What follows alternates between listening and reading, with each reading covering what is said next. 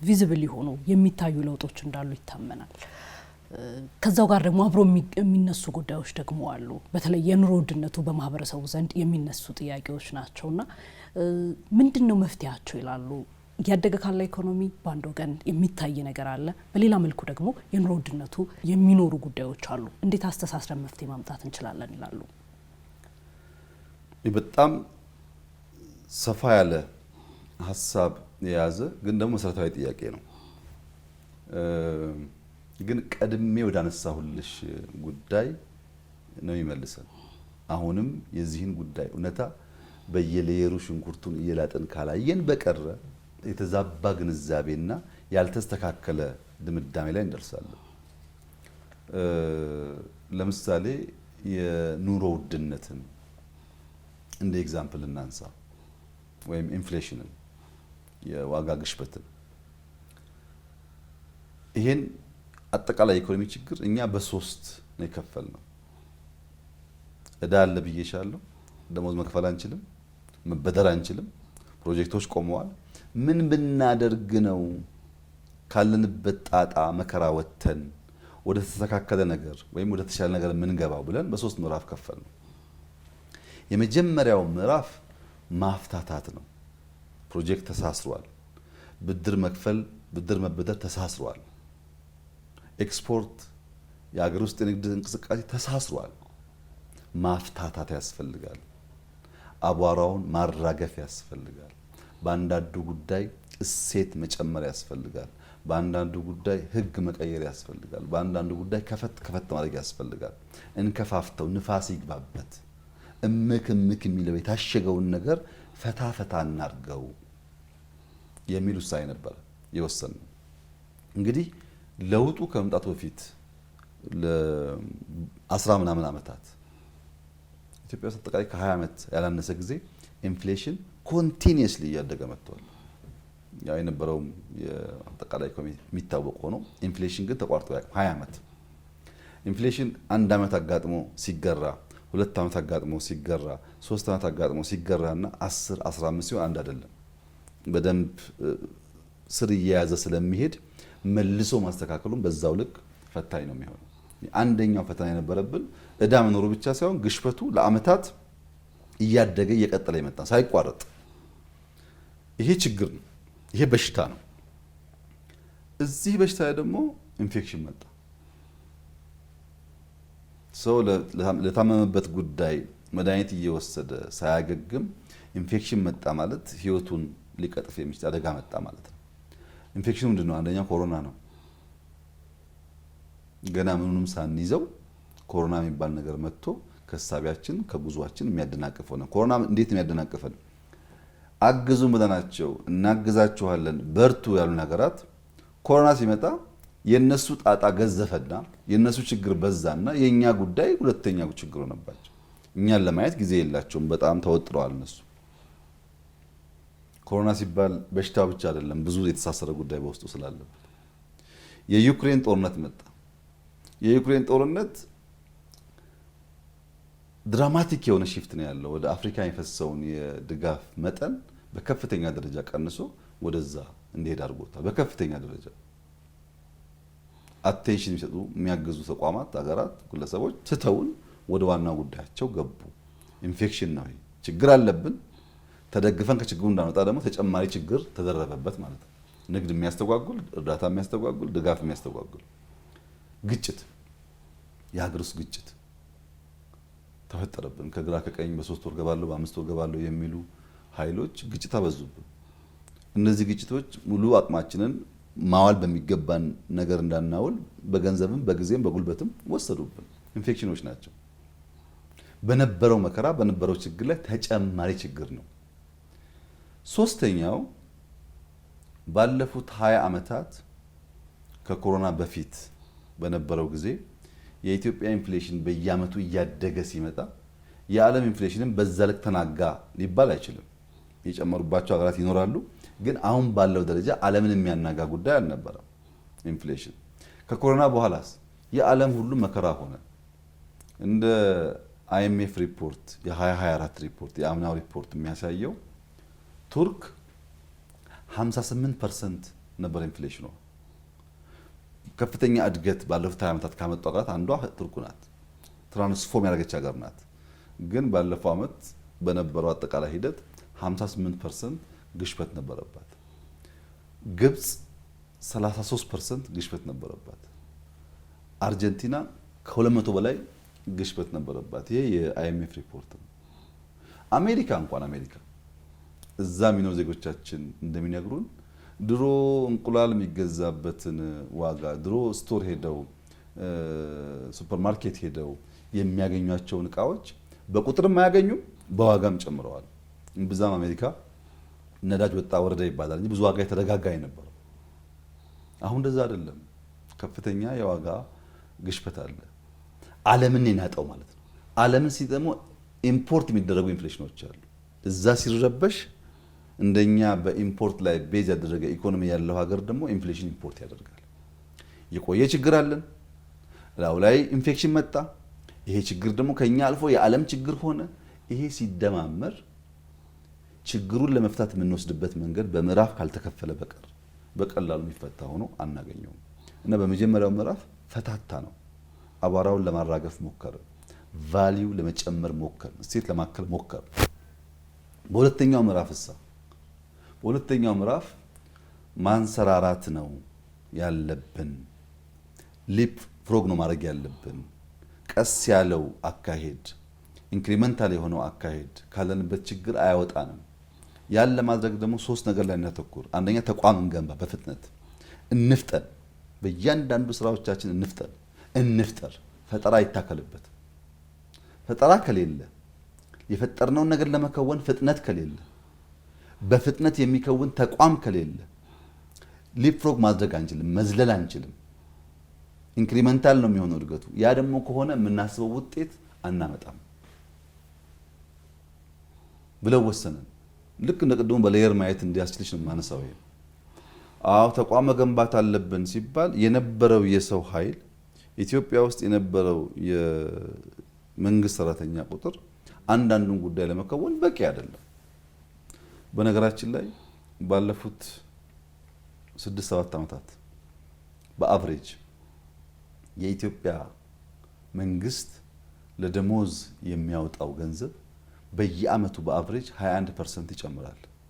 በየአመቱ 21% ይጨምራል ወጪው። ያ የወጣው ወጪ እያንዳንዱ ሰራተኛ ጋር ይደርሳል ወይ የተባለ እንደሆነ አይደርስም። ለምንድን ነው የማይደርሰው? የመንግስት ሰራተኛ ከለውጡ በፊት 7 አካባቢ ነበር። አሁን ከ2.5 ሚሊዮን በልጧል። በዚህ 6-7 ዓመታት ውስጥ የመንግስት ሰራተኛ 44% ጨምሯል። 44%። ለምንድን ነው በዚህ ልክ የጨመረው ያለ እንደሆነ አንዳንድ ሴክተር ብቻ እናንሳ። መምህራን ከለውጡ በፊት ከነበረው 1/3 ቁጥር ጨምረናል። 36% የመምህራን ቁጥር ኢትዮጵያ ውስጥ አድጓል ባለፉት 6 ዓመታት 36%። ድሮ ለመምህር ለምናወጣው ደሞዝ 36% ጨምሯል ማለት ነው። ባለው መጠን በጭማሪው አይደለም፣ ባለው መጠን። ለምን ቁጥር ሰፋ? የትምህርት ስርዓቱ ስብራት አለበት፣ ውድቀት አለበት። ከስብራቱ ደግሞ አንዱ ኤርሊ ቻይልድሁድ ላይ አይሰራም። አንድ ልጅ በገጠር እስከ 7 ዓመት በሰፈር ሲያውደለድል ሲላላክ እረኛ ሲሆን ቆይቶ 7 ዓመት ሲሞላው 1ኛ ክፍል ይላካል። 1ኛ ክፍል ሲላክ የሚጠብቀው ደግሞ ኤክስ እና ራይት ነው፣ ጀጅመንት ነው። ከትምህርት ጋር ልምምድ ያልነበረው ልጅ፣ ከአስተማሪ ጋር ተገናኝቶ ማያቅ ህፃን፣ ትምህርት ሲሰጥ እንዴት መከታተል እንዳለበት ማያቅ፣ አብዛኛው ደግሞ ወላጁ ማገዝ የማይችል አብዛኛው ወላጅ ያልተማረ ስለሆነ ገና ትምህርት ቤት በገባ በጥቂት ወራት ውስጥ ኤክስ ነህ ራይት ነህ ኤክስ ነህ ራይት ነህ የሚባል ጀጅመንት፣ ሳይኮሎጂካል ሃራስመንት የሚገጥመው። ይህንን ለማስተካከል ለልጆች መዋያ ያስፈልጋቸዋል፣ ኪንደርጋርተን ያስፈልጋቸዋል በሚል ከ35,000 በላይ መዋለ ህጻናት ኢትዮጵያ ውስጥ ተገንብተዋል። ከ35,000 በላይ ህዝቡ እንደሚያውቀው ከዚህ ቀደም በ7 ዓመት ልጆቹን የሚልክ ሰው አሁን በ2 ዓመት ተኩል በ3 ዓመት እንደሚልካቸው ያውቃል። ሁሉም ሰው የሚያውቀው ጉዳይ ነው። በ3 ዓመት ልጅን መዋለ ሕፃናት መላክ ምንድነው ፋይዳው ያለ እንደሆነ መልከ ብዙ ነው። ለምሳሌ አንድ መምህር እሱና ሚስቱ መምህር ቢሆኑ ወይም እሱም መምህር ሆነው እሷ ደግሞ ሌላ ስራ ቢኖራት ልጅ ስትወልድ ልጇን የሚይዝላት ሰው ከሌለ እናት ቤት መቆየቷ ግዴታ ነው። እናት ልጅ ታሳድጋለች፣ አባት ደግሞ ሰርቶ ያመጣል። በዚያ ደሞዝ ነው በጋራ የሚኖሩት። እንደ ሌላው እንደሰለጠነው ዓለም ሕፃናት ማቆያ የሚባል ቦታ እኛ ጋር እምብዛም የለም። ገና ነው አዲስ አበባ የጀመርን ያለው እንደምታውቁት። እና አንድ ሰው ወልዶ በ3 ዓመቱ ልጁን ሳይከፍል የሚያውልበት ሴፍ የሆነ ቦታ አለ ማለት ለዚያ መምህር በተዘዋዋሪ ደሞዝ ማለት ነው።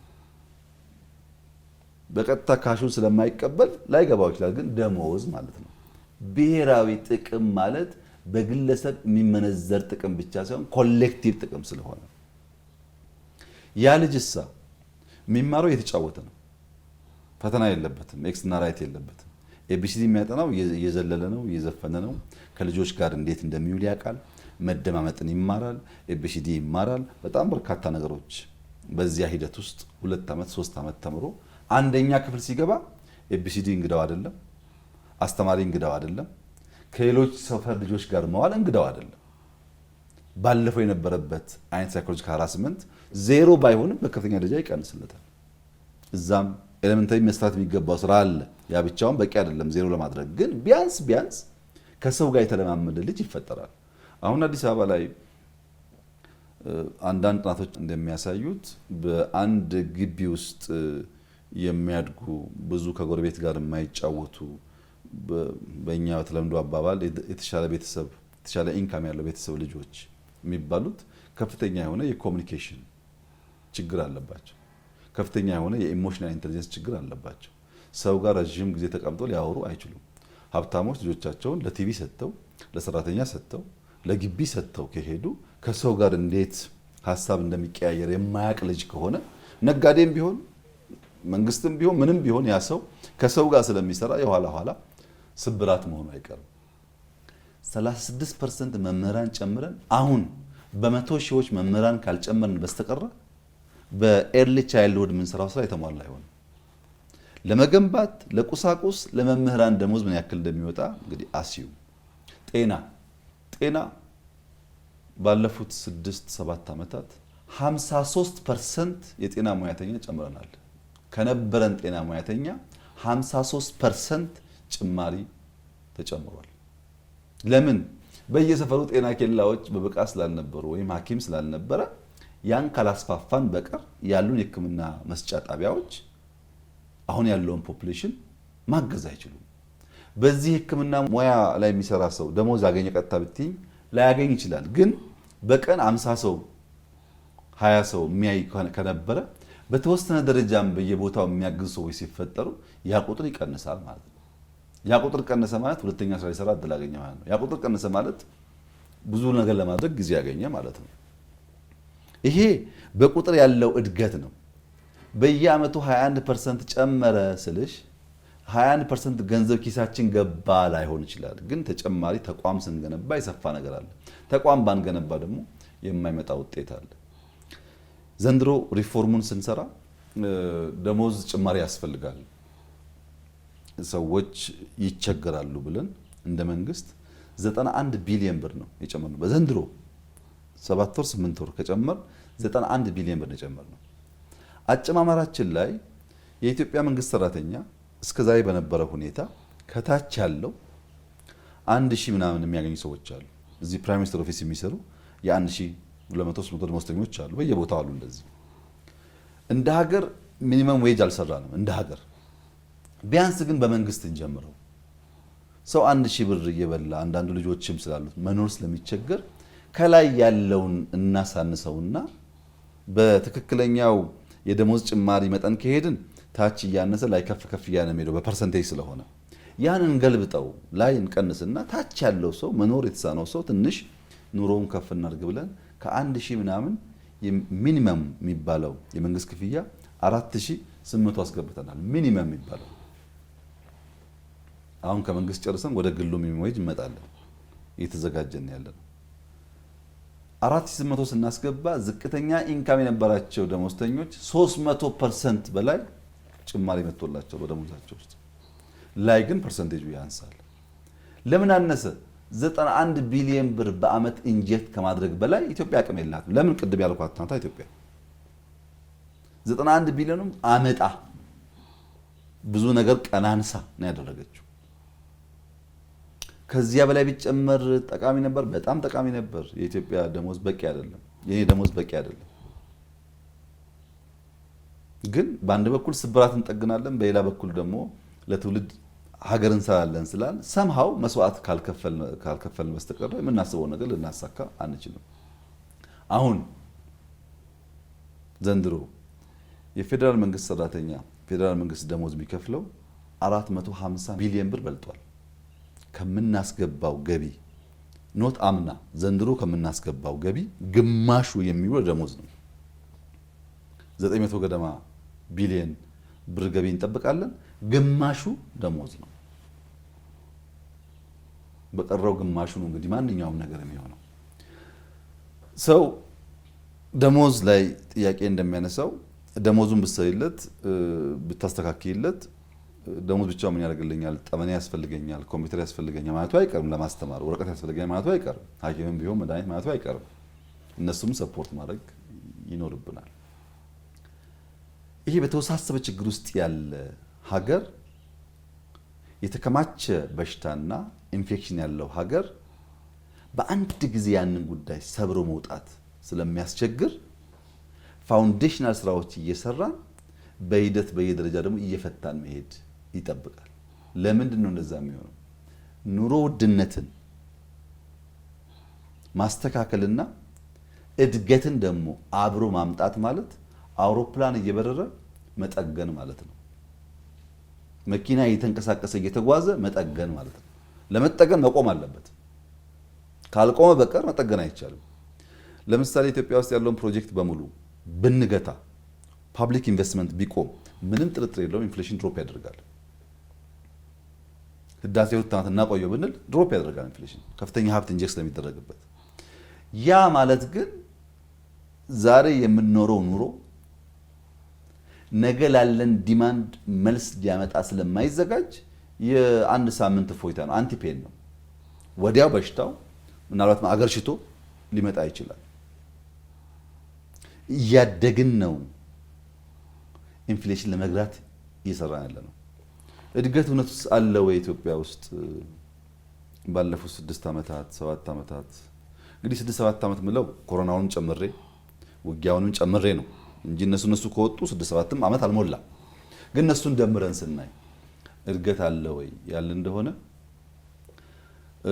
እውነቱን ለመናገር የኢትዮጵያ ሕዝብ አይኑ እንዲገለጥ ልቦናው እንዲከፈት ያገኘውን መልካም እድል ያገኘውን የተከፈተ ብርሃን በማስተዋል እንዲጠቀምበት ከከፍተኛ ማሳሰቢያም ጭምር ነው። አሁን ማነሳውን ሐሳብ ማነሳው ኢትዮጵያ ውስጥ እድገት ሳይሆን ሚራክል ነው ያለው። ኢትዮጵያ ውስጥ ለውጥ ሳይሆን እኛ ለውጥ ልናመጣ ያሰብን ሰዎች ካሰብነው ፍጥነትና ጥራት በላይ ነው ለውጥ እየመጣ ያለው። ይሄን እድገት በተገለጠ አይን ማየት ካልቻል፣ መጠበቅ ካልቻል፣ መደገፍ ካልቻል አደገኛ ጣጣና መከራ ሊያመጣብን ይችላል። ጥቂት ኢንዲኬተርስ ብቻ ላንሳ። ብዙ ሰው የማያስተውለው ግን ሚራክል ተብሎ የሚወሰደው አንዳንድ ኢንዲኬተር ላንሳ። በነገራችን ላይ በዚህ አመቱን ስንጀምር የኢትዮጵያ የማንሰራራት አመት ነው ብዬ ነበር። ዘንድሮ እኮ ከፍተኛ የማንሰራራት አመት ነው። ዘንድሮን 4፣ 5፣ 10 ዓመት ከደገመች ኢትዮጵያ አበቃ፣ መከራው አበቃ። ዘንድሮ መደጋገም ግን የጋራ ራዕይ፣ የጋራ ጥረት፣ የጋራ ስራ መሆን አለበት። ዘንድሮ ምንድነው የተለየው ነገር? እንዲህ በኩራት በእምነት የምትናገርለት እንጠብቀው እናስፋው የምትለው የሚል ጥያቄ ማንኛውም ጤነኛ ሰው ያነሳ ይችላል። ዘንድሮን ለመረዳት ኤክስፖርትን ብቻ እንመልከት። ኤክስፖርት ማለት ኢትዮጵያ አምርታ ለውጭ ገበያ አውላ ከውጭ ዶላር የምታገኝበት መስክ ማለት ነው። ከ1984 83 አይደለም 84 እስከ 98 ያለው 15 ዓመት 84 85 እያልሽ ቆጥረሽ 98 ስትጨምሪ 15 ዓመት ነው። ከ84 እስከ 98 ባለው 15 ዓመት ውስጥ ኢትዮጵያ ለውጭ ገበያ ኤክስፖርት አድርጋ ያገኘችው ሀብት 7.5 ቢሊዮን ዶላር ነው። የአንድ ዓመት አይደለም፣ የ15 ዓመት 7.5 ቢሊዮን ዶላር በ15 ዓመት ነው ያወጣችው። መቼ? ከ84 98። ይሄ ዘመን ብዙ ጉዳይ ያየንበት ዘመን ነው። የኢትዮ ኤርትራ ጦርነት 90 የነበረበት፣ የ97 ምርጫ የነበረበት፣ ብዙ ሰው የሚያወራለት ኢንሲደንት የነበረበት ዘመን ነው። እሱን ጨምሮ ነው የማወራው።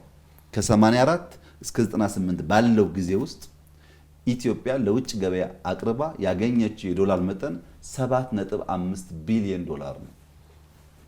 ዘንድሮ በአንድ ዓመት 8 ቢሊዮን በላይ ዶላር ገደማ ከኤክስፖርት ታገኛለች። በአንድ ዓመት 8 ቢሊዮን በላይ ዶላር የምታገኝ ሀገር 15 ዓመት ሙሉ ምን ትሰራ ነበር ብሎ መጠየቅ ያስፈልጋል። አእምሮ ያስፈልጋል። ለዚህ ማስተዋል ያስፈልጋል። በተገለጠ ልቦና ማየት ያስፈልጋል። ያ 15 ዓመት እንደዚህ አይነት ተአምር ሰርተንበት ቢሆን ኖሮ ዛሬ የት እንሆን ነበር ብሎ በቁጭት መንፈስ ተምሮ መለወጥን ይጠይቃል። 15 ዓመት 7.5 ቢሊዮን ዶላር ኤክስፖርት ያደረገች ሀገር በአንድ ዓመት 8 ቢሊዮን በላይ ዶላር ገደማ ኤክስፖርት አድርጋለች። ከምንድን ነው ያገኘችው? ይሄንን መስክ ሚለውን ደግሞ እንመልከት። የሚተሳሰር ጉዳይ ስላለ ለምሳሌ ቡና ከ84 እስከ 98 በ15 ዓመት ጊዜ ውስጥ 3.5 ቢሊዮን ዶላር ነው የሸጠችው ቡና ኢትዮጵያ። 15 ዓመት 3.5 ቢሊዮን ዶላር። ዘንድሮ በአንድ ዓመት 2.5 ቢሊዮን ዶላር ሽጣለች። ምን ማለት ነው? ሁለት ዓመት ውስጥ 5 ቢሊዮን ብትሸጥ በ15 ዓመት ውስጥ ከሸጠችው በብዙ የበለጠ ማለት ነው። ቡና ነው ያልኩት። ከየት መጣ ይሄ? ግሪን ሌጋሲ ነው። ተክለን ነው፣ ደክመን ነው ያመጣ ነው። በዋዛ የመጣ ጉዳይ አለን። በቢሊየን ሲድሊንግስ ተክለን ተንከባክበን ቡናው ሪስፖንድ አድርጎ ነው ዛሬ ለዓለም ገበያ የምናቀርበው ቡና በመጠንም በሚያስገባው ገቢ ያደገው። ኢማጂን በአንድ ዓመት 2.5 ቢሊዮን እና በ15 ዓመት 3.5 ቢሊዮን ዶላር ዲፍረንስ አለ። ከዚህ ወዲያ ማንሰራራት ከየት ይመጣል? ይሄን መደጋገሙ ነው የሚያስፈልገው እንጂ። ወርቅን እንመልከት። ወርቅ አስደማሚ ነው። ባይዘው አንዱ እቺ ምድር ስባላት፣ እቺ ምድር ሀብት አላት፣ እቺ ምድር የተከማቸ የተደበቀ ሀብት አላት፣ ጥያቄ የለውም። ያንን መንዝረን መጠቀም የሁላችንም ቅዠት፣ የሁላችንም ህልም፣ ምኞት፣ ጸሎት ነው። ከ84 እስከ 98 ባለው 15 ዓመት ጊዜ ውስጥ ኢትዮጵያ በ15 ዓመት ወርቅ ኤክስፖርት አድርጋ ያገኘችው 508 ሚሊዮን ዶላር ነው። 508 ሚሊዮን ዶላር በ15 ዓመት። ዘንድሮስ በአንድ ዓመት 3.2 ቢሊዮን ዶላር አግኝታለች። ስንት እጥፍ? 6 እጥፍ። በአንድ ዓመት ያመጣነው የወርቅ ዋጋ 15 ዓመት ካመጣነው 6 እጥፍ አደገ ማለት ማንሰራራት ካልተባለ ምን ማንሰራራት ይባላል ታዲያ? 15 ዓመት የባከነውን ጊዜ አስቡት። ይሄንን ውጤት 5 ዓመት ከደገምን 10 ዓመት ከደገምን ምን እንደሚያመጣ መገመት ለማንም አይከብድም። ይሄ ኤክስፖርት ነው። ሌሎቹን አስደማሚ ዳታዎች በየቦታው ላነሳለች ይችላል። ኢትዮጵያ ውስጥ በከፍተኛ ደረጃ በአይን የሚታይ የሚጨበጥ የሚዳሰስ ለውጥ አለ። ማንም ሰው ካለበት ሰፈር በገጠርም ይሁን በከተማ 5 ኪሎ ሜትር ቢነዳ ቢንቀሳቀስ ለውጥ ያያል። የሚታይ ነው። ይሄን ለውጥ ግን የጎደለውን እየሞላን ሰስቴይን አድርገን ለልጆቻችን አስተማማኝ ፋውንዴሽን መጣል የኔም ያንቺም የሱም የሷም የጋራ እዳ ነው። አንዱ ጥያቄ አንዱ መላሽ ሳይሆን የጋራ እዳችን ነው። ማድረግ አለብን፣ መጨከን አለብን፣ መድከም አለብን፣ ዋጋ መክፈል አለብን። ለማን? ለልጆቻችን። ሳንደክም የሚመጣ ውጤት የለም። ይሄን የመሰለ እድገት እያመጣን ኢኳሊ የኢትዮጵያ ኢንፍሌሽን ከ30 ምናምን ገደማ 13.5 ወርዷል። በዚህ ዓመት ከግማሽ በታች አወርደነዋል። ኢንፍሌሽን ከ34 13.5 ወርዶ ኤክስፖርት ገቢ፣ ድህነት ቅነሳ፣ የእዳ ውዝፍ ከጂዲፒያችን አንጻር ዲክላይን ማድረጉ ኢትዮጵያ በብዙ መንገድ ከነበረባት በሽታ ብቻ ሳይሆን ከኢንፍሌሽኑም በማገገም ላይ እንደሆነች ያሳያል። ድና ጨርሳለች ወይ አልጨረሰችም? እንዲህ በዋዛ ድና የምትጨርሰው ጉዳይ አለ፣ ስብራቱ ብዙ ስለሆነ። ግን የመዳን መንገድ ላይ ነው ወይ ያለችው? ምንም ጥያቄም የለውም፣ ጥርጥር የለውም። የገነባናቸው፣ የሰራናቸው፣ ያሳካናቸው፣ የጨረስናቸው የልጆቻችን እዳ የቀነስንበት ልክ ኢትዮጵያ በማገገም በመዳን ላይ እንዳለች ማንም ሰው አስረጅ ሳይኖር ሊገነዘብ የሚችለው እውነት ነው፣ ሀቅ ነው። እውነትን ደግሞ በዚያ ልክ መቀበል ለማንም ሰው ተገቢ ይመስለኛል። ይሄ ሁለተኛው ነው። ሶስተኛው ምዕራፍ ምንድን ነው ያልሽ እንደሆነ ባህል መገንባት ነው። ኤክስፖርት 8 ቢሊዮን ብለን የዘንድሮ የምንፎክርበት ሳይሆን በሚቀጥለው መድገም አለብን። ቡና የሚቀጥለው መድገም አለብን። ሌሎች ኮሚኒቲ መጨመር አለብን። ኢንዱስትሪ መጨመር አለብን። ማደግ አለበት። ባህል መሆን አለበት። ያ ባህል ሲሆን ያለው መዋዠቅ ይረጋጋል። ያለው የኑሮ ስቃይ አይጠፋም፣ ግን ይሰክናል። ኢንፍሌሽን ሙቪንግ ታርጌት ነው፣ ቋሚ ታርጌት አይደለም። ቋሚ ታርጌት አንድ ያለመሽ ተኩሰሽ ምትመጪው ነው። ኢንፍሌሽን ባህሪው እንደዛ አይደለም፣ ይቀያየራል። የዋጋ ንረት ከልማት ጋር ልማት ባለበት ሀገር ውስጥ ተንቀሳቃሽ ፈተና ነው፣ ተንቀሳቃሽ መከራ ነው፣ ተንቀሳቃሽ ታርጌት ነው። እየተከተሉ ለማጥፋት ኢቮልቭ የሚያደርግ ስትራቴጂ ያስፈልጋል። ከአዲስ መልኩ ከአዲስ ባህሪው ጋር የሚያድግ ስትራቴጂ ይጠይቃል። ለሙቪንግ ታርጌት ቋሚ አላሚ አይሳካለትም። ለሙቪንግ ታርጌት ኢቮልቭ የሚያደርግ ስትራቴጂ የሚከተል አላሚ ግን ያገኘዋል። እኛ በሚንቀሳቀስ ታርጌት ውስጥ ያለን ፈተና አንድ ቦታ ቆመን ሳይሆን እያደግን ኢቮልቭ እያደረግን እንፈተዋለን ብለን እናስባለን። ይሄ ፈተና የመጣባቸው ይሄ ችግር የመጣባቸው ጉዳይ እያንዳንዱ ቤተሰብ ማስተዋል ያለበት ግን ምንም ጥርጥር የለውም፣ የኑሮ ዘያችን በግራም በቀኝም ተነካክቷል። በብዙ ማስረጃ ማሳየት እችላለሁ። በዚያ ምክንያት የሚፈተኑ ሰዎች አሉ፣ የሚቸገሩ ሰዎች አሉ። አሁን በቅርቡ ሐኪሞች ጥያቄ አንስተዋል። አብዛኛው ሐኪም ያነሳው ጥያቄ ሌጂቲሜት ነው፣ ምንም ጥያቄ የለውም። ከደሞዝ ጋር የሚያያዝ ችግር አለብን፣ ሌጂቲሜት ነው። መምህሩም አለው፣ ሌጂቲሜት ነው። ሚዲያም አላችሁ፣ ሌጂቲሜት ነው። እኔም አለኝ፣ ሌጂቲሜት ነው። ስፔሻል አይደለም፣ ብዙዎቻችን የሚነካ ነገር ነው። እንዴት እንፍታው ማስተዋል፣ መስከን፣ ማሰብ ይፈልጋል። ይሄን ደግሞ ለፖለቲካ ዓላማ ለመጠቀም የሚያስቡ ሰዎችም እንዳሉ ታይተዋል። ይሄንን ለማስተዋል ኢትዮጵያ አሁን የተሻገረች ይመስለኛል። ይሄን ለመገንዘብ ብዙ አስረጃ አያስፈልጋትም። በጣም የሚያሳዝነው ነገር ፔሮል ላይ ፈርመው የማያውቁ ደሞዝ በልተው የማያውቁ የደሞዝን ምንጭና የደሞዝን ጠቀሜታ በወጉ የማይረዱ ሳይቀሩ ደሞዝ ጭማሪ እያሉ ሲጮሁ ይሰማል። መጀመሪያ ደሞዝ ለምን እንደሚፈለግ ማገልገልን መማር ያስፈልጋል እና ሐኪሞች፣ አስተማሪዎች፣ ወታደሮች፣ ፖሊሶች፣ ሚኒስትሮች፣ ጠቅላይ ሚኒስትሩ ሁላችንም የደሞዝ ጥያቄ ያለብን በሰከነ መንገድ አቅማችንን እያገናዘብን ምላሽ እየሰጠን መሄድ ያስፈልጋል። ይህን ጉዳይ ግን ከስክነት ከውይይት ከምክክር ከየት እንደምናመጣው ከማሰብ ውጪ መልስ አይገኝለትም። እንዲሁ በጩኸት ብቻ የሚመለስ አይደለም። ሰክነን ማሰብ አለብን። ብንጮህና ብናበላሽ እናጠፋዋለን እንጂ አናለማው። የጀመርናትን ጭላንጭል እናወድማታለን እንጂ ውጤት አናመጣበት። ለዚያም ሰክነን እንወያያለን። በጋራ ሆነን ዊን ዊን በሆነ አፕሮች ሀገርን በማይጎዳ መንገድ መፍትሄ እያበጀንለት እንሄዳለን። ትክክለኛ ጥያቄ ከስሁት እሳቤዎች ጋር ሲቀላቀል ስሁቶቹን እያጠፋን ትክክለኛውን ደግሞ ደረጃ በደረጃ እየመለስን ሙቪንግ ታርጌት ቢሆንም ሰምሃው ያለውን መከራ እየቀነስን በመሄድ ኢኮኖሚውም እያደገ ኢንፍሌሽን የሚቀንስበትን መንገድ እንከተላለን ብዬ ነው የማስበው ነው። እዚሁ የኢኮኖሚ ጉዳይ ላይ እስኪ ቆይታ እናድርግ ትንሽ ዘለግ ያለ።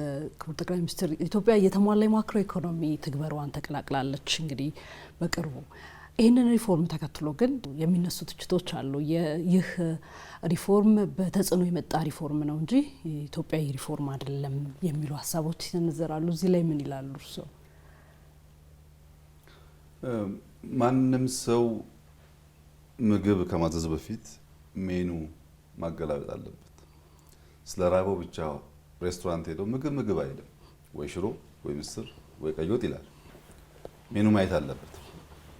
የተቸገረ ሰው ለችግሩ ማስታገሻ የሚሆነው ነገር በሆነ ሌቭል ማወቅ አለበት። እኛ ኢኮኖሚክ ሪፎርም ኢትዮጵያ ያስፈልጋታል፣ ያለችበት ሁኔታ አደገኛ ነው ያልነው አይኤምኤፍ የሚባል ተቋም ጋር መነጋገር ሳንጀምር ነው።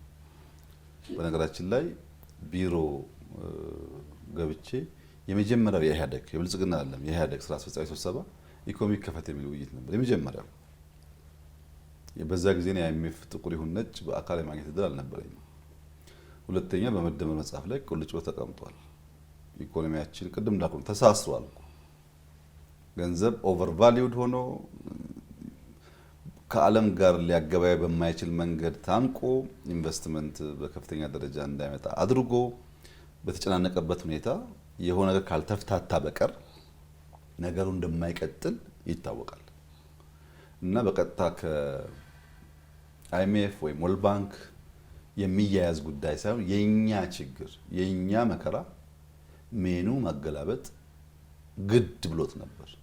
ሜኑ ስናገላበጥ ግን በአንዳንድ ሰው ባህሪ እንደምታውቂው ቀጥታ ከሜኑ ላይ ያለውን አንብቦ አያዝም። ሽሮ መርጦ እንደሆነ ሽሮአችሁ ግን እንዴት ነው ይላል። ሽሮአችን እንደዚህ ነው እንደዚያ ነው ይባላል። ከሽሮ ይልቅ ምስር ብታዝ ይባላል። ሽሮአችን ያደረ ነው ትኩሱ ይሻላል ይባላል። ሜኑ ቢያይም ሜኑ ቢያገላብጥም አስፈላጊ ሆኖ ሲገኝ ደግሞ ምክር ይጠይቃል። እኛ መክፈት እንዳለብን ስናምን በጣም በስፋት ትምህርት ለመቅሰም ሞክረናል። ለምሳሌ በአፍሪካ ውስጥ ሪፎርም ከሰሩ ሀገራት መካከል ናይጄሪያ አንዷ ናት፣ ግብጽ ሁለተኛዋ ናት፣ ደቡብ ሱዳን ሶስተኛዋ ናት። ናይጄሪያና ግብጽ የተሻለ ኢኮኖሚ በንጽጽር ከፍ ያለ ጂዲፒ ያላቸው ናቸው። ሳውት ሱዳን ደግሞ ዝቅ ያለ ኢኮኖሚ ያላት ናት። እኛ ግን ከፍ ካሉት ተምረን ዝቅ ያለችው አታስፈልገንም አላልንም። ሶስቱም ጋር ዴሌጌሽን ልከን እንዴት ጀመራችሁ፣ እንዴት ሰራችሁ፣ ምን ገጠማችሁ ብለን ከደቡብ ሱዳንም ከግብጽም ከናይጄሪያም ትምህርት ቀስመናል። ከነሱ ብቻ አይደለም ከአርጀንቲናም ተምረናል። በርካታ በእኛ መሰል ችግር ውስጥ ኖረው ወደ ሪፎርም የገቡ ሀገራት ትምህርት ለመቅሰም ሙከራ አድርገናል። ከአይኤምኤፍ ጋር ተወያይተናል፣ ከወርልድ ባንክ ጋር ተወያይተናል፣ ከኢኮኖሚክ ማህበራት ጋር ተወያይተናል፣ በኢኮኖሚ ዙሪያ ትንታኔ ከሚሰጡ ተቋማትና ግለሰቦች ጋር ተወያይተናል፣ ከብዙ ሀገር መሪዎች ጋር ተወያይተናል። ኤክስቴንሲቭ የሆነ ውይይት ተደርጎበታል። ከዚያ ሰብስበን ትምህርት ወስደን የእኛን ችግር አገናዝበን ሆም ግሮን ሪፎርም 1 ሆም ግሮን ሪፎርም 2 ብለን በሰራ ነው ላይ ነው የከፈት ነው። እንግዲህ ኮሮና ባይመጣ ይቀርም ነበር ይሄ ጉዳይ ባይዘው። ሆም ግሮን ሪፎርም አጀንዳ 1 እንደሚታወቀው ደሞዝ መክፈል አልቻልንም፣ ችግር አለብን፣ $10 ቢሊዮን ከዛም ከዚህ ማመተን ኢኮኖሚውን ትንሽ ማስተንፈስ አለብን ነው። አሳክተነዋል እኮ። ያን ባናደርግ ኖሮማ ዛሬ መነጋገርም አንችልም። ሆም ግሮን ሪፎርም 2 ላይ ስንደርስ ግን በዛ ልክ ሪሶርስ ልናገኝ ደግሞ አልቻልንም። ሌላ መንገድ ይፈልጋል። ለኢኮኖሚክ ኦፕን አፕ የተገባበት ዋናው ምክንያት የታጨቀውን የተሳሰረውን የተቆላለፈውን ኢኮኖሚ ከፈትፈት አድርጎ በር ከፍቶ ነገሩን ለማየት ነው። እኛ አንድም ቀን ሆም ግሮን ሪፎርም አጀንዳ ስንል የማክሮ ኢኮኖሚ ሪፎርም ስንል የኛ ሪፎርም ኤንደሚክ ነው ብለን አናውቅም። የሰው ትልቁ ችግር ይሄ ነው። ኤንደሚክ የሚባለው ልክ እንደ ጭላዳ ዝንጀሮ እንደ ዋሊያ አይቤክስ በኢትዮጵያ ብቻ የሚገኝ ነገር ማለት ነው። የኛ ሪፎርም ተጀምሮ እስኪያልቅ የኛ ነው፣ ማንም ሰው አልገባበትም፣ ከማንም አልተማርንም፣ ኤንደሚክ ነው አላልንም። ኢንዲጂነስ የሚባለው ግን ጥቁር አንበሳ ኢትዮጵያም አለ፣ ጥቁር አንበሳ ሱዳንም አለ፣ ጥቁር አንበሳ ኬንያም አለ። የአፍሪካ ዝሆን የሚባል ኢትዮጵያም አለ፣ ሌሎች ሀገሮችም አለ። እነዚህ የአፍሪካ ዝሆኖች በሆነ ነገር መልካቸው ምናምናቸው ዲፍረንስ ያለው ሊሆን ይችላል፣ የተቀራረበ ግን የአፍሪካ ዞኖች ናቸው። ኤንደሚክ አይደሉም፣ ኢንዲጂኒየስ ናቸው። እኛም ጋር አሉ፣ ኬንያም አሉ፣ ሰምዌር ዩጋንዳም አሉ። በየሀገሩ ከመልክዓ ምድሩ ጋር የተዛመደ ለውጦች ይኖራቸዋል። ግን የአፍሪካ ዝሆኖች አንድ ፋሚሊ ናቸው። እነዚህ ኢንዲጂነስ የሚባሉት የእንስሳት አይነቶች እኛ ጋም ያሉ ሌላም ጋር ያሉ ሲሆኑ ማለት ነው። ለምሳሌ ደግሞ ኤክሶቲክ የሚባል አለ። ከውጭ እንዳለ አምጥተን እኛ ጋር የምናደርገው ባህር ዛፍ ለምሳሌ ኤክሶቲክ ነው ይባላል። እኛ ጋር አገር በቀል አይደለም፣ ከሌላ ቦታ መጥቶ የተተከለ ነው። የኛ ለውጥ ኤክሶቲክ አይደለም፣ ከሌላ ቦታ እንዳለ መጥቶ የተተከለ አይደለም። ኤክሶቲክ ቢሆን ይሄ ለውጥ አያመጣውም። እንዳለ ከአይኤምኤፍ ቀርተን ከከበደ ቀርተን ብናመጣው አያመጣውም። ቢኮዝ አይኤምኤፍ ስለ ኢትዮጵያ ያለው እውቀት ሊሚትድ ነው። የሚያውቀውን ያውቃል፣ በርካታ ጉዳዮች ግን አያውቅም። ከነሱ ብንቀዳው ባዕድ ዛፍ ነው የሚሆነው እንጂ ሀገር በቀል ዛፍ አይሆንም።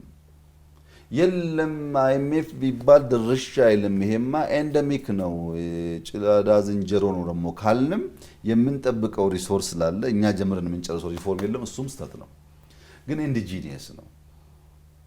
መሰረቱ የኛ ነው፣ ፍላጎቱ የኛ ነው። ያቃሉ በዚያ መንገድ አልፈዋል ካልናቸው ሰዎች ደግሞ ትምህርት ተቀስሟል። ከራሳችን ፍላጎት እና አቅም ተነስተን ከሌሎች ተምረን የሰራነው ስራ ነው። ለምሳሌ አይኤምኤፍን ብቻ ላንሳ። አይኤምኤፍ የኢትዮጵያን ሪፎርም የእኛን ሀሳብ ከተቀበለ በኋላ አንዱ ያመጣው መከራከሪያ የኢትዮጵያ ሪፎርም 7.5 ቢሊዮን ዶላር ካገኘ ሊሰራ ይችላል፣ ሊከወን ይችላል፣ ሳትቸገሩ ማለፍ ትችላላችሁ ብሎ ነበር። የኛ አቋም ግልጽ ነበር፣ አይሆንም። 7.5 ቢሊዮን ዶላር የኛ ሪፎርም አይሰራው። ለምን? በርካታ ሰራተኞቻችን ዝቅተኛ ደሞዝ ተከፋይ ናቸው። ደሞዝ ካልጨመርን በቀር ሪፎርሙ አደጋ ይገጥመዋል። ባንካችን በተለይ ኮመርሻል ባንክ የሚባለው መንግስት በገፍ ሲበደር ቆይቶ መክፈል የማይችልበት ደረጃ ስለደረሰ በባንክና በመንግስት መካከል ያለውን ግንኙነት በህግ መምራት ስንጀምር ይህንን ባንክ ካልታደግን በቀር ባንካችን ይወድቅብናል። ንግድ ባንክ ደግሞ የባንኮች ሁሉ አውራ ነው በኢትዮጵያ ውስጥ፣ መታደግ አለብን። እንደዚህ እያልን በጣም በርካታ ኢሹ አንስተን በእኛ ጥያቄና በእኛ ፑሽ መሰረት 10.5 ቢሊዮን ተስማምተን ነው የገባ ነው። በእነሱ ቢሆን 7.5 ነው። 10.5 ውስጥ በቂ ነው? በቂ አይደለም። ገና ተጨማሪ ሀብት ይፈልጋል። ለምን? ቅድም እንዳነሳ ነው በጣም በርካታ ጉዳዮች መደጎም ይፈልጋሉ። በባለፈው ዓመት 350 ቢሊዮን ብር ገደማ የኢትዮጵያ መንግስት ድጎማ አድርጓል። ነዳጅ እንደጉማለን፣ መድኃኒት እንደጉማለን፣ ሴፍቲኔት እንደጉማለን፣ ማዳበሪያ እንደጉማለን። ሰው እንደሚያስበው እኮ አይደለም። ብዙ ነገር ተደጉሞ ነው የሚሄደው። ያ ድጎማ ሰስቴን ለማድረግ ኢትዮጵያ ያላት አቅምና ገቢ መታየት አለበት በሚል አርጊው አድርገን 10.5 3.5ቱን ከአይኤምኤፍ 3.5ቱን ከወርልድ ባንክ 3.5ቱን ደግሞ በየኛ ዕዳን ሪስትራክቸር በማድረግ የክሬዲተርስ ኮሚቴ የሚባሉ አሉ፣ ፈረንሳይና ቻይና የመሩት። በእነሱ አማካኝነት ዕዳችን ተሸጋሽኮ ያ በገፍ ስንበደር የነበረው ዕዳ እንደተቆሎ እንዳይሸጋገርብን በሚቀንስ ምን ማለት ነው? ዕዳ ሪስትራክቸር ባይሆን 2 ቢሊዮን መክፈል ከነበረብን ሪስትራክቸር ሲሆን 1.5 እንከፍላለን ማለት ነው። አውቶማቲክ ነው ሪስፖንሱ። ይሄን ተደራድረን ተጨቃጭቀን በብዙ ውጣ ውረድ ውስጥ ነው የተወሰነው ማለት ነው። ከተወሰነ በኋላስ ቅድም እንዳነሳሁት በኤክስፖርት በገቢ በኢንፍሌሽን ባመጣነው ውጤት ብቻ አይደለም። ሪሰንትሊ በዋሽንግተን የወርልድ ባንክ እና አይኤምኤፍ አኑዋል ስብሰባ ነበረ። በዚህ አኑዋል ስብሰባ አይኤምኤፍ እና ወርልድ ባንክም ሌሎች ሀገራትም የአፍሪካ ሀገራትም በአንድ ድምፅ ሬኮግናይዝ ያደረጉት ያወደሱት ሪፎርም የኢትዮጵያ ሪፎርም ነው። ለምን? በጣም በእውቀት በጥበብ በማስተዋል በምክር ነው የተመራው። ዘ ሞስት ሰክሰስፉል ሪፎርም ነው የተባለው በእነሱም አይን በእኛም አይን። የ15 ዓመቱን ኤክስፖርት በአመት ያመጣ ነው በሪፎርም ነው። አልሰራም የሚባለው ያ ባይሆን ኖሮ ነው። ከአይኤምኤፍ የቀዳ ነው ኤክሶቲክ ቢሆን ኖሮ ደግሞ በዚህ ልክ ውጤት ማጣቱን እጠራጠራለሁ። ምክንያቱም የእኛን ሁኔታ ከኛ በላይ ስለማያውቁ የኢትዮጵያ ኤሊትስ በጥቅሉ ላለፉት 50 60 70 80 ዓመታት የኢትዮጵያን መደህየት፣ የኢትዮጵያን ማነስ፣ የኢትዮጵያን መቸገር ሲያዩ በተለይ ወጣ ብሎ ሲያዩ አይቆጩም፣ አይንገበገቡም ማለት እኮ አይደለም። ሁሌ ይቆጫሉ። ጃፓን ሄደው ካዩ በኋላ ጃፓን እንደምን ሰለጠነች ይላሉ። ያስባሉ፣ ያስተላስላሉ፣ ይጽፋሉ፣ ያስተምራሉ። አንዳንዶች አውሮፓ ሄደው፣ አንዳንዶች አሜሪካ ሄደው፣ አንዳንዶች ደቡብ አፍሪካም ሄደው ቀንተው ይመለሳሉ። ነገር ግን ጃፓን እንደምን ሰለጠነች፣ ፈረንሳይ እንደምን ሰለጠነች፣ ሲንጋፖር እንደምን ሰለጠነችን ማወቅ አስፈላጊ ቢሆንም ኢትዮጵያ ስለምን ደህየችን አውቀን እስካልመለስን ድረስ ውጤት አያመጣም። ኢትዮጵያ ስለምን ደህየች፣ ምንድነው ባህሏ፣ ምንድነው እምነቷ፣ ሶሻል ፋብሪኳ ምን ይመስላል፣ ሶሻል ካፒታሏ ምን ይመስላል፣ ማህበራዊ መስተጋብሮቿ ለልማት አስቻይ ናቸው ወይስ ጎጂ ናቸው የሚለውን በጥልቀት ማወቅ መመርመር ይፈልጋል። የኛ ባህል ከጃፓን ባህል፣ የኛ እምነት ከጃፓን እምነት፣ የኛ ሳይኮሎጂካል ስሪት ከነሱ ስሪት ስለሚለያይ ለአንድ ቪዥን ለአንድ ሀሳብ የምንሰጠው ሪስፖንስ አንድ አይደለም። ሪስፖንሳችን አንድ ከሆነ ደግሞ ውጤቱ አንድ ሊሆን አይችልም። ጃፓንም ትሁን እንግሊዝ እንደምን ሰለጠነችን የኢትዮጵያ ምሁራን ሳይጠይቁ ቀርተው አያውቁም። ክፍተት የነበረው እና እኛ ልንሞላ የሞከርነው ኢትዮጵያ ስለምን ደህየች። ለምሳሌ እንዴት መሬት እያላት በአመት አንዴ ብቻ ታርሳለች? ሁለቴ ለምን አይሆንም? እንዴት ኢትዮጵያ ትለምናለች የሚለውን ጥያቄ አንስተን ከውጭ የተማርነውን የኛን አዋህደን መስራት በመጀመራችን በጣም የሚታይ ውጤት ማየት ጀምረናል።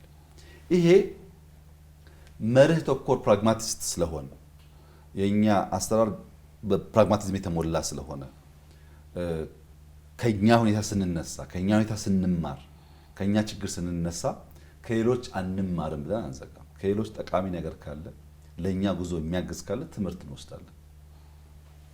ነገር ግን የምንማረው ጉዳይ በእኛ ልክ የተሰፋ ነው። በምንማራቸው ተቋማት እና ግለሰቦች ልክ የተሰፋ አይደለም። ለምሳሌ አይኤምኤፍ ይሄ ሪፎርም የኔ ነው ብሎ ክሌም አያደርግም። በእርግጠኝነት ያውቃል እንዴት እንደጀመር ነው፣ እንዴት እንደሰራ ነው፣ እንዴት አፕሮች እንዳደረግን፣ ቴክኒካል ሌቭል እንዴት መግባባት አቅቶን በመሪ ደረጃ እንዴት ኢንጌጅ እንዳደረግን ያውቃል። አይኤምኤፍ ክሌም አያደርግም። ባለቤቱ እኛ ሆነን ስናበቃ ከውጭ መማራችን እኛ እየተናገርን ማን ነው ከኛ ጋር ሳይሰራ ይሄ ሪፎርም የእናንተ አይደለም ይላል? የት ነበር ሪፎርሙ ሲሰራ? የት ነበር ስንጨቃጨቅ? የት ነበር ስንነጋገር? ዝም ብለን የማናውቀውን ነገር አንስተን እፍታ መልቀቅ ይቻላል፣ እውነት ግን አይደለም። እና ይህ ሪፎርም ከኢትዮጵያ ሁኔታ የተነሳ ከሌሎች የተማረ በእኛ ልክ የተሰፋ ሪፎርም ነው። ውጤት ያመጣውም ለዚሁ ነው። በዚሁ አግባብ ማየት ያስፈልጋል። ከማንም አልተማርንም ብለን አንመጻደቅም። በርካታ ትምህርቶች፣ ድጋፎች አግኝተናል። በእነዚያ ትምህርቶችና ድጋፎች ደግሞ ተውጠን የእኛን አቋሞች ትተናል አንልም። አቋሞቻችን ጠብቀን ነው ውጤት ያመጣ ነውና በዚያ ሚዛን ቢታይ ጠቃሚ ይመስለኛል። በተለይ በኢኮኖሚ ውስጥ የመንግስት የትኩረት አቅጣጫ ወደ ሰርቪሱ ወደ አገልግሎቱ ያደላ ነው። ለማኑፋክቸሪንግ እምብዛም ትኩረት የሰጠ አይደለም የሚሉ ሀሳቦች ይነሳሉ። እውነትነት አላቸው? አጭሩ መልስ የላቸውም። ግን የላቸውም በቂ መልስ አይደለም። እንዴት እንደሌላቸው ማስረዳት ያስፈልጋል። ፕራዮሪቲ ስንለይ የኢትዮጵያን ችግር አገላብጠን መፈተሽ ከሞከርን በኋላ ፕራዮሪቲ ስንለይ በየትኛው መስክ ብንሰራ ይሳካልናል፣ በየትኛው መስክ ባጠረ ጊዜ ውጤት ይመጣል፣ በየትኛው መስክ በመካከለኛ ጊዜ ውጤት ይመጣል ብለን በክፍል በምዕራፍ ከፍለን ያየ ነው። ጀነሪክ እውቀቶች አሉ። ኢትዮጵያም የምትመካበት አፍሪካም የምትመካበት ወይም ሁሉም ሰው በእኩል የሚናገራቸው አድቫንቴጅ ተብሎ የሚወሰዱ ጉዳዮች ነበሩ። መረመር ናቸው። እኛ እነዛ አድቫንቴጆች ናቸው ወይ ብለን መረመር ናቸው። ለምሳሌ በየትኛውም ዓለም ብንሄድ በየትኛውም ሳሚት ብንሄድ ትልቁም ትንሹም የሚያውቀውም ማያውቀውም አፍሪካ ርካሽ ጉልበት አላት። አፍሪካ አብዛኛው ሰው ወጣት ነው። ይሄ ወጣት ይሄ ጉልበት አንድ ለልማት አስቻይ አቅም ሆኖ ይሰራል፣ እንደ አድቫንቴጅ ይወሰዳል የሚል የጋራ እውቀት አለ። ሁሉም ሰው የሚናገረው እውቀት አለ። እኛ ጠየቅን፣ ይሄን እውነት ነው ወይ ብለን። አንደኛ ርካሽ ጉልበት አለ ወይ? ሁለተኛ ይሄ ርካሽ ጉልበት የተባለው አፍላ ጉልበት የተባለው ጉዳይ ምን ያክል ይዘልቃል? ኤአይ እየመጣ ነው። ሮቦቲክስ አለ። አንድ ሰው የሚሰራውን ሮቦት እየሰራ ነው። በዚህ ጉልበት ተመጻድቀን ስንት ዓመት ልንቆይ እንችላለን? ይሄንን ጉዳይ እንደ አቅም እንደ አድቫንቴጅ ማየት ኢትዮጵያ ያዋጣታል ወይ ብለን አየን። አያዋጣትም። የምንመካበት የጉልበት ጉዳይ በሮቦት ከተተካ ሊያወዳደረን አይችልም። እሱ ብቻ ደግሞ አይደለም። ይሄ ጉልበት የተባለውስ መያዝ እንችላለን ወይ? እኛ አቅም አለን ለመያዝ? እናስተምራለን በነፃ ትምህርት ነፃ ነው ኢትዮጵያ ውስጥ። አንድ ሰው ዶክተር እስከሚሆን ሐኪም በነፃ ይማራል ኢትዮጵያ ውስጥ። ዶክተሩን ከተመረቀ ማግስት በኋላ ግን የኢትዮጵያ መንግስት የኢትዮጵያ ሕዝብ በነፃ አስተምሬሃለሁና ከፈለኝ ሊያዝ የሚልበት መንገድ የለውም። ወደ ፈለገበት ገበያ ወደ አዋጣው እግሩ ወደ መራው ሄዶ ይሰራል። የተሻለ የሚከፍሉ ሰዎች ይሄ ረከሰ የሚባለውን ጉልበት በቀላሉ ያውም አንፈልግህም፣ አትምጣብን፣ ቪዛ አንሰጥህም እያሉ እየተለመኑ ባህር እያቋረጥን እናገለግላቸዋለን። እና ይሄ ጉዳይ አስተማማኝ አድቫንቴጅ መወዳደሪያ አቅም አይደለም፣ እንፈትሸዋል። የተለመደው እውነት ግን እሱ አልነበረም። ለአይኤምኤፍ ሄጄ ርካሽ ጉልበት ያልኩት ትክክል አይደለም ኤአይ እየመጣ ነው ብለው ላይቀበለኝ ይችላል። እኔን ከራሴ ጥቅም አንጻር ፈትሸዋለሁ። ይሄ ሁለተኛው ጥሬ ዕቃ ነው። አፍሪካ በገፍ ጥሬ ዕቃ አላት፣ ተዝቆ የማያልቅ ሀብት አላት የሚባል ንግግር ያ ሁሉም ሰው ይናገራል። ይህ ጥሬ ዕቃስ ልንወዳደርበት ያስችለናል ወይ? እውነት ነው ወይ ብለን ጠይቀናል፣ መርምረናል። ምክንያቱም ለምሳሌ አይረን ኦር አፍሪካ ውስጥ በስፋት አለ፣ እውነት ነው። ይሄ ግን ዓለም ላይ ያለው የብረት ክምችት ስክራብ የሚባለው ከዚህ ቀደም ጥቅም ላይ የዋለው መልሶ ቀልጦ ተጨፍልቆ ሪዩዝ የሚደረገው ብረት በጣም ብዙ ነው። ስክራብ ገዝተው እሱን ጨፍልቀው በሚፈለግ ሞዳሊቲ ሰርተው ኤክስፖርት የሚያደርጉ አካላት አሉ። አይረን ኦር የሚባል የሌላቸው ብረት የሚባል የማያመርቱ ስክራቡን ብቻ ሰብስበው ኤክስፖርት የሚያደርጉ አሉ። ሪዩዝ ማለት ተጀምሯል። ላስቲኩ፣ ወረቀቱ፣ ብዙ ነገር መልሶ ፋብሪካ ገብቶ ጥቅም ላይ ይውላል። እኛ የምንመካበት የጥሬ ዕቃ ጉዳይ አሁን ሪዩዝ ማድረግ ከተጀመረበት ስርዓት አንጻር ምን ያክል ሊያወዳድረን ይችላል? እነሆ ከሱ አለፍ ብለን እስቲ ለመሆኑ ወርቅ አፍሪካ ነው ያለው ወይስ ከአፍሪካ ውጭ ነው ያለው? አንዱ የምንመካበት ሀብታችን እሱ። የት ነው ያለው ወርቅ? እና እነዚህን ጥሬ ዕቃዎች ለመስታወትም ይሁን ለብረት፣ ለላስቲክም ይሁን ለወረቀት ግብአት የሚውል አቅም አፍሪካ ውስጥ እንዳለ ቢታመንም ቀድሞ የወጣው ሀብት ግን በሪዩዝ ለበርካታ ዓመታት ሊያስኬድ እንደሚችል እያየን በዚህ መስክ እንወዳደራለን ብንል ያዛልቀናል ወይ? ያዋጣናል ወይ? ጠየቅን። ይሄ ነው። ሶስተኛ የሚነሳው ገበያ ነው። ገበያ እያደገ ነው፣ የተሳሰረ ነው፣ ኢኮሜርስ እየሰፋ ነው የሚባል ነገር በአፍሪካም የነፃ ንግድ ቀጠና የሚባል ነገር አለ። ዓለም ላይ እውነት ነው፣ ገበያ እየተስፋፋ ነው ያለው። ግን እዛ ገበያ ውስጥ ለመወዳደር የሚያስችል ምርት አለን ወይ? እዛ ገበያ ውስጥ ለማድረስ ሎጂስቲክስ አለን ወይ? ቡናው አለ፣ ምናምኑ አለ፣ ግን ማድረስ እንችላለን ወይ? በማድረስ ምክንያት ዋጋችን ውድ አይሆንም ወይ? ጂኦግራፊካሊ እስረኛ የሆነች አገር አንድ ምርቷን ወስዳ በአንድ መስመር ብቻ ዓለም እያዳረሰች በዚያ ምክንያት ዋጋ እየተወደደባት ልትወዳደር ትችላለች ወይ? ይህም ጥያቄ ነው። በኖርማሉ የተለመደ የጋራ እውቀት ነው፣ ምሁሩም ትንሹም ትልቁ የሚናገረው ነው። በለሆሳስ ሲታይ መጠየቅ ግን አለበት፣ አዛላቂ ስላልሆነ። ሌላው የሚነሳው ታዳሽ ኃይል የአፍሪካ ያልተነካ አንታፕድ ሪኖብል ኢነርጂ ሪሶርስ አላት ይባላል። ያልተነካ ታዳሽ ኃይል አላት ይባላል። እውነት ነው፣ ታዳሽ ኃይል አለ። በጂኦተርማል፣ በዊንድ፣ በሶላር፣ በሃይድሮ በጣም ትላልቅ አቅሞች አሉ። እነዚህ አቅሞች ግን በጣም ትልቅ ኢንቨስትመንት ይፈልጋሉ። ትልቅ ኢንቨስትመንት ይፈልጋሉ። ኢትዮጵያ ደግሞ አፍሪካ ደግሞ ካፒታል የላትም። ኢንቨስት አድርጋ እነዛን ለማምረት በቂ ካፒታል የላትም። ኢትዮጵያ ለህዳሴ 1 ብር ብድር አላገኘችም። እሺ ህዳሴ እንኳን ችግር የለውም ጭቅጭቅ አለ ብለን እናስብ። ለኮይሻ ለኤሌክትሮሜካኒካል ስንት ቦታ ለምነን ብድር አላገኘንም። አባባል ነው። አቅም አለ ብሎ ለዚያ አቅም ማውጫ የሚያበቃ ካፒታል ኢንጀክት ማድረግ ካልተቻለ ሊወጣ አይችልም ያ አቅም።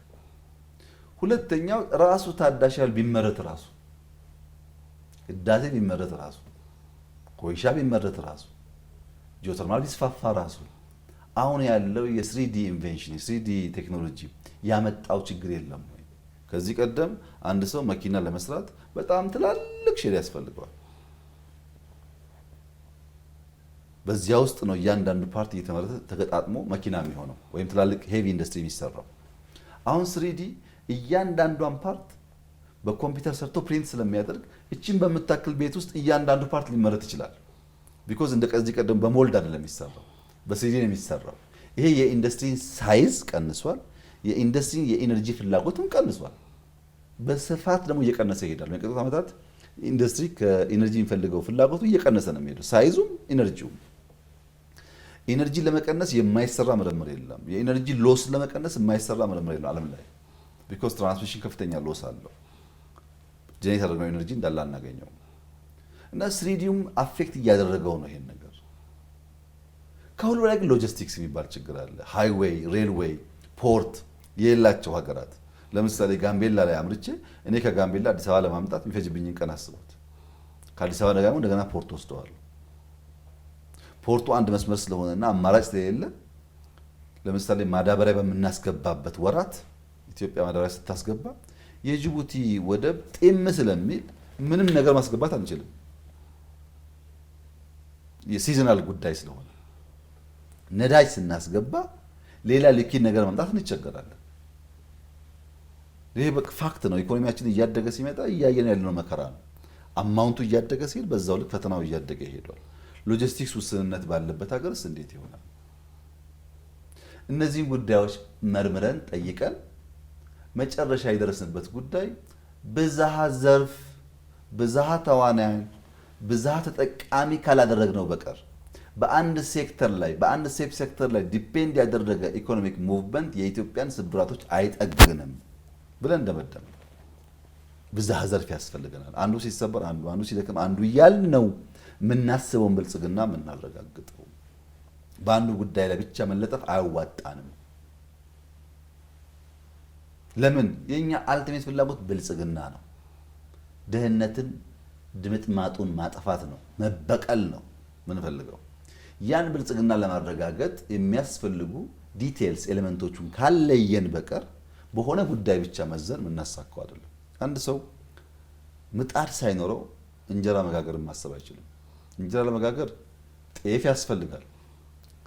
ያረሰ ሰው ስላለ ገዝተን ከሆነ ወፍጮ ያስፈልጋል፣ እርሾ ያስፈልጋል። እነሱ ሁሉ አሟልተን ግን አልቲሜት ምጣድ ያስፈልጋል። ምጣድ ሳይዝ እንጀራ ጋግራለሁ ቢባል ዋጋ የለውም። እነዚህን በሙላት ሳናይና ሳናስብ ብልጽግና ብንል ዋጋ የለውም። በዚያም ምክንያት ግብርና የግድ ነው። ከፍተኛ ሊመረት የሚችል ያልታረሰ መሬት አለን፣ ውሃ አለን፣ እንደተባለውም ሰው አለን። ያን ተጠቅመን በአመት 2-3 ብናርስ በምግብ ራሳችን መቻል ሁነኛ ነገር ነው። ልንተው አንችልም። ማረስ አለብን። ሁለተኛ ኢንዱስትሪ ነው። ኢንዱስትሪ ላይ በስፋት ካልሰራን በቀር በግብርና ብቻ የምናስበውን ኤምፕሎይመንት የምናስበውን ኤክስፖርት ልናሳካ አንችልም። ምርት ያስፈልጋል። እነዚህም በቂ አይደሉም። ቱሪዝም ያስፈልጋል። ታሪክ አለን፣ ባህል አለን፣ የሚገርሙ ሲነሪዎች አሉን። እነሱም ብንሰራቸው በጣም ብዙ ሀብት ያመጣል። ይሄም በቂ አይደለም። የዘነጋነው ሀብት አለ። ማይኒንግ እንጠቀምበት። 15 ዓመት 500 ሚሊዮን ያወጣንበትን በአንድ ዓመት 3 ቢሊዮን ያወጣነው በዚህ አቴንሽን ነው፣ በዚህ ስራ ነው። በ15 ዓመት 3.5 ቢሊዮን የነበረውን ቡና በአመት ይሄን ያክል ያመጣነው በዚህ በግብርና ትኩረታችን ነው፣ በስራ ነው። ቱሪዝሙም፣ ማይኒንጉም፣ ኢንዱስትሪውም ግብርናውም ግን ቴክኖሎጂ ላይ ካልሰራን በቀር ደግሞ ውጤት አያመጣም። እሱን መጨመር አለብን። ቢኮዝ ሰርቪስ አት ዘ ኤንድ እያንዳንዱን ሰው የሚነካ ነገር ነው ብለን ቴክኖሎጂን አከልንበት ማለት ነው። ቴክኖሎጂን ካከልን በኋላ አምስቱን ዘርፍ ከለየን በኋላ ሌሎች ዘርፎች ግን ዋጋ የላቸውም ማለት ነው። እንዴ መንገድ አንሰራም? እኛ ኢነርጂ ላይ አንሰራም እንዴ? እንደ ኢትዮጵያ ኢነርጂ ላይ የሚሰራ ሀገር አለ እንደ አፍሪካ ውስጥ? 27 28 ሺህ ኪሎ ሜትር አስፓልት እኮ ይሰራ ያለ ነው። እኛ ዛሬ እዚህ አዲስ አበባ እኮ በ100 ኪሎ ሜትር አስፓልት ይሰራ ያለ ነው። የፕራዮሪቲ እኮ መሆን ይችላል። ባለፉት 5 ዓመታት የሰራ ነው ሃውሲንግ ቤት እኮ 15 ዓመት ከተሰራ ይበልጣል። ምንም ጥያቄ የለው። አይሰሩም ማለት አይደለም። ዋናው የልማት ፒላሮቻችን ግን 5 ናቸው፣ ብዝሃ ዘርፍ ናቸው። ኢንዱስትሪ ስታርሽ ግን ኢንዱስትሪ ብቻ እንመልከት። ኢንዱስትሪ ኢትዮጵያ ታምርት ያልነው ኢትዮጵያ ውስጥ ያሉ ፕላንቶች፣ ፋብሪካዎች 47-48% ገደማ ብቻ ያመርቱ ነበር። ካላቸው አቅም ከ50 በታች ያመርቱ ነበር። ግማሹ መሬት ይቸግረዋል፣ ግማሹ ኢነርጂ ይቸግረዋል፣ ግማሹ ፋይናንስ ይቸግረዋል፣ ግማሹ ስፔር ፓርት ማስገባት ዶላር ይቸግረዋል። ብዙ ምክንያት አለው። ይሄን በሴክተር ሰብሴክተር በፋብሪካ ደረጃ እያገዝን እየፈታን አሁን 65% ደርሰናል። ምን ማለት ነው? 50 የማይሞላው የማምረት አቅማችን 15% ከነበረው ፋብሪካ ብቻ የጨመር ነው ማለት ነው። ሰው ቀጥሯል፣ ታክስ ጨምሯል፣ ምርት ጨምሯል። በዛው ልክ በዚያ በቃም እኛ ወደ ቢሮ ስንመጣ ኢትዮጵያ የገነባችው 3 ኢንዱስትሪያል ፓርክ ነው። ሐዋሳ፣ ኮምቦልቻ እና መቀሌ። ከዚያ በኋላ እኛ 10 ገንብተናል። 10 ኢንዱስትሪያል ፓርኮች አሁን 13 አለ። እነዚያ የገነባናቸው 13 ፓርኮች 20% 25% ብቻ የተያዙ ነበሩ። ምክንያቱም ሼዶቹ ጥቅም ላይ አሉ። የኛም ቀድሞ የነበረው አሁን በድምሩ ሲታይ ከ80% በላይ ሼዶች ተይዘዋል። ብዙ ቦታ መቶ ነው፣ የጎደሉም አሉ። ከ80% በላይ ኢንዱስትሪያል ፓርኮቻችን ሼዶቻቸው ስራ ይሰሩ ነው። ፋብሪካ ተክሎ ስራ ይሰሩ ነው። ከፓርኮች ውጪ ደግሞ ኢትዮጵያ ውስጥ ሰዎች የፋብሪካ ባለቤት እንጂ የፓርክ ባለቤት የመሆን ልምምድ አልነበረም። አሁን ማንም ሰው እዚህ አቃቂ ወጥቶ እዚህ ዱከም ወጥቶ ግለሰቦች ያላቸውን ፓርክ ማየት ይችላል። የግለሰቦች ፓርክ እየገነባን ነው። እሱም አይበቃም ብለን ነፃ የንግድ ቀጠና ድሬዳዋ ላይ እዚህ ቢሾፍቱ አካባቢ ይሰራል። ኢንዱስትሪው ለማንቃት። ኢንዱስትሪው ግን በባህሪው አይታይም። ለምሳሌ ወንጪ ይታያል። ሰው ይሄዳል፣ ፎቶ ይነሳ፣ ይለጥፋል። ገንዘብ ያለው ይሄዳል፣ ይዝናናል፣ ይናገራል። ይሁነኝ ብሎ ሰው ግን ፋብሪካ ሄዶ አያይም። ልክ እንደ ጎርጎራ፣ ልክ እንደ ወንጪ ሰው እስቲ ፋብሪካ ላይ ምን እንዳለ ብሎ መኪና ነድቶ አንስቶ አይጎበኝም። በዚያ ምክንያት ምን እንዳለ አያውቅም። ግን አሜዚንግ ስራ ነው ያለው። ለምሳሌ በቅርቡ የገጠመኝና አንድ ነገር እላጫውትሽ። አንድ ከአሜሪካ የመጣ ወጣት ልጅ ኢትዮጵያን ይወዳል፣ ግን ኢትዮጵያ ምን እንዳለ አያውቅም። እና እዚሁ አቃቂ አካባቢ አንድ ኢንዱስትሪያል ፓርክ ነገር እየገነባ ያለ ባለሀብት አለ። የእሱን ኢንዱስትሪያል ፓርክ እንዲያይ ላክ ነው።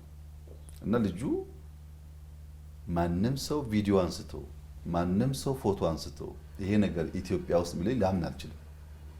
ግቢው መስኩ ግሪን የሆነ በጣም ትላልቅ ሼድ ኤንድ ቱ ኤንድ ስራ የሚሰራበት መኪና የሚመረትበት ብረት የሚጨፈለቅበት በስሪዲ ዲዛይን የሚደረግበት ኢንዱስትሪ በግለሰብ ደረጃ በዚህ ሳይዝ ኢትዮጵያ ውስጥ አለ መባል አላምንም ነው ያለው። እውነቱን ነው።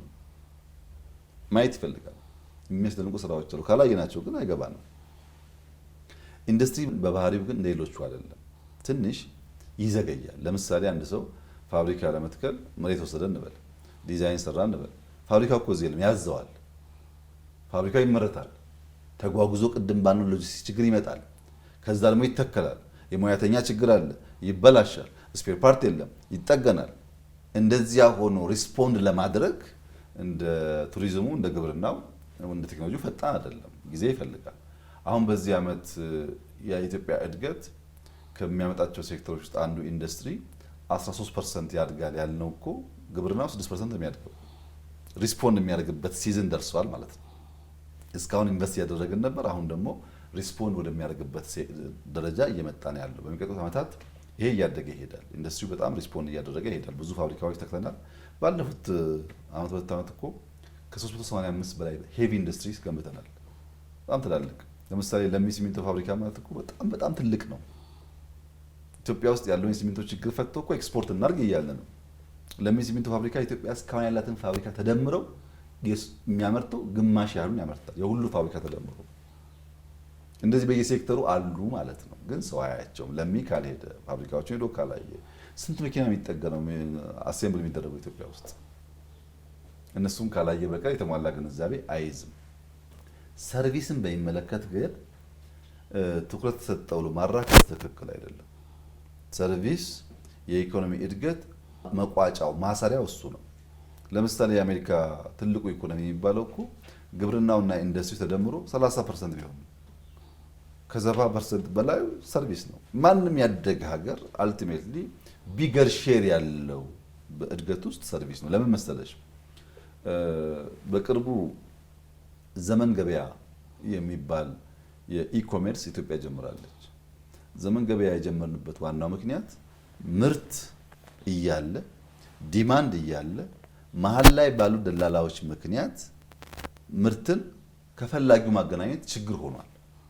በባለፈው ፋሲካ እንቁላል አዲስ አበባ 20 ብር ሲባል ወጣ ተብሎ 10 12 ብር ነበር። እነዛን እንቁላሎች ከፈላጊው ጋር ማገናኘት ግን ሲስተም አልነበረም። ሎጂስቲክሱም ሲስተሙም ችግርም ደላላውም ብዙ ስለሆነ አሁን ዘመን ገበያ ከተጀመረ 20 ቀን ቢሞላው ነው።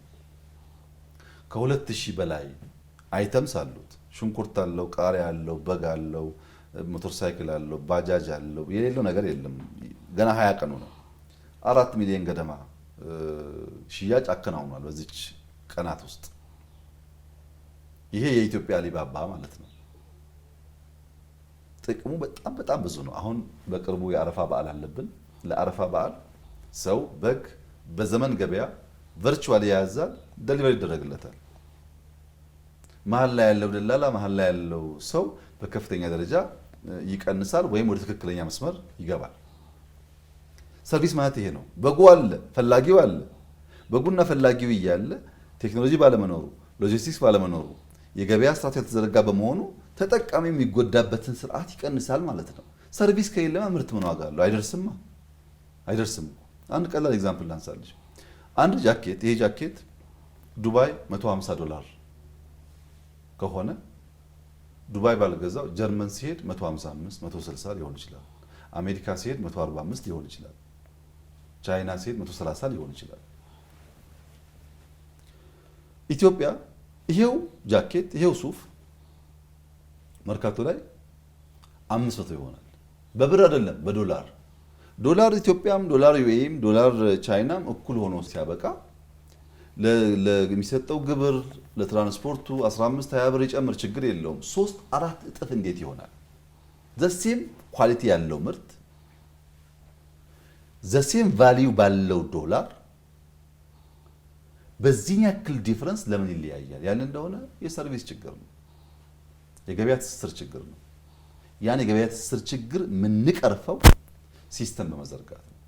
ዘመን ገበያ የጀመርነው ያን ለመቅረፍ ነው። ለምሳሌ የፋይናንሻል ሴክተሩ ላለፉት 100 ዓመታት ኢትዮጵያ ውስጥ ካሽ ነው አጠቃላይ የምንገበያየው። ሞባይል መኒ ጀመርን ትናንትና 3 ዓመታችን ነው። በ3 ዓመት ውስጥ ሞባይል መኒ ሰርፓስ አደረገ የካሽን ትራንዛክሽን ትሪሊየንስ እንቅስቃሴ የሚያደርገው። ድሮ አንድ ሰው ብድር ለመበደር መታወቂያ አምጣ፣ ፎቶ አምጣ፣ ወላጅ አምጣ የሚባለውን ነገር ቨርቹዋሊ በሞባይል መበደር የሚችልበት እድል ማግኘት ማለት ለፋይናንሻል ኢንክሉዥን ሀሳብ ያላቸው ሰዎች ሀሳባቸው እንዲወለድ ለማገዝ ከፍተኛ ጥቅም አለው። ቴክኖሎጂው ከሌለ ግን በአገር ጫፍ ብድር ማድረስ የምንችልበት ምንም እድል የለም ማለት ነው። ሰርቪስ ሲባል የተመረተውን የተፈጠረውን ነገር ተጠቃሚው ለማድረስ የሚያቀል መንገድ ማለት ነው። የተመረተውን ነገር ተጠቃሚው ጋር በትክክለኛ ዋጋ እንዲደርስ የሚያደርግ ማለት ነው። እሱ እያደገ መሄዱ ጥርጥር የለውም። የኢትዮጵያም ኢንዱስትሪ ይሰፋል፣ ግብርና ይሰፋል። እያደገና እየወረሰ የሚሄደው ግን ሰርቪስ ነውና ሰርቪስ ኢንዱስትሪው ላይ ትኩረት ሰጥቶ ሳይሆን የሚነካን እሱ ስለሆነ ነው። በቅርበት የምናየው ሲወደድም ሲከስርም የምናየው እሱ ስለሆነ ነው እንጂ እኛ 5 ዘርፍ እንደ ፒላር ለይተን ለነሱ ደግሞ ደጋፊ የሆኑ ዘርፎች ጨምረን ነው እየሰራ ያለ ነው። ብዝሃ ዘርፍ ነው፣ ብዝሃ ተዋናይ ነው፣ ብዝሃ ተጠቃሚነትን የሚያረጋግጥ ነው። ለዛም ነው ሙሉአት ባለው መንገድ ሲግኒፊካንት የሆነ የእድገት እንትን ውስጥ መንገድ ውስጥ የገባ ነው ማለት ነው። በዛ መንገድ ቢታይ መልካም ይመስለኛል።